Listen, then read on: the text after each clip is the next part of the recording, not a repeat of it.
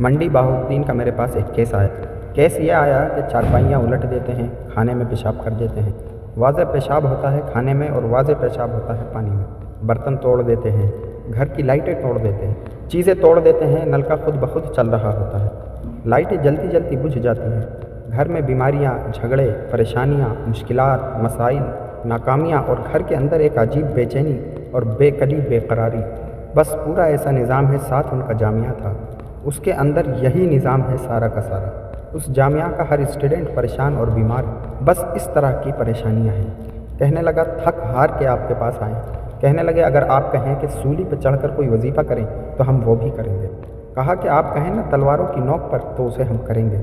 इसका बस कोई हल बता दें, हम थक गए हैं। वो कहते हैं मुझे याद नहीं कि साल से कि कितने साल से हम इस रोग में चल रहे हैं, हमें याद नहीं। वो इस मसाइल के साथ निमट रहे हैं पर यह मसला ख़त्म नहीं हो रहा। मैंने कहा आपको ऐसी चीज़ बताऊंगा जो उन पर पलट जाएगी इंशाअल्लाह। वकफ़ा बिल्लाहि वलिय्यन वकफ़ा बिल्लाहि नसीरा। ऐसी चीज़ बताऊंगा जो उन पर पलट जाएगी। मैं एक दुआ का आमिल हूँ अल्लाह के फजल से। उसका मैंने बाकायदा अमल किया और मकली के कब्रिस्तान में किया।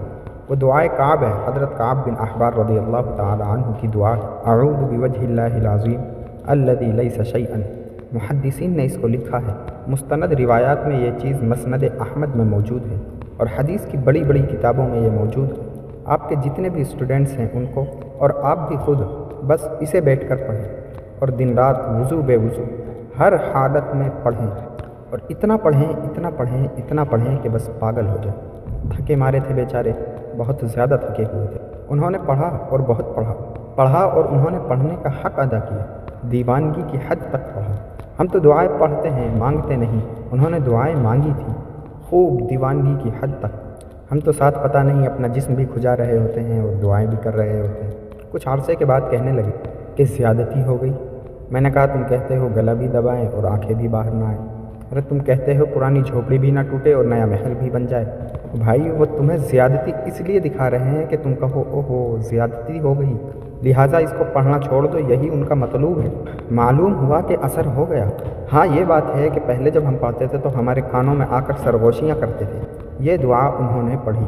कुछ दिनों के बाद कहने लगे कि वो कहते हैं कि सुलह कर लें। मैंने कहा ना, इसे पढ़ना नहीं छोड़ना और पढ़ो। कुछ दिनों के बाद कहने लगे कि हमें अपने हज़रत के पास ले चलो। मैंने कहा वाकई हज़रत कहा था? मैंने कहा वाकई कहा है। कहने लगे कहा है हज़रत ही कहा है।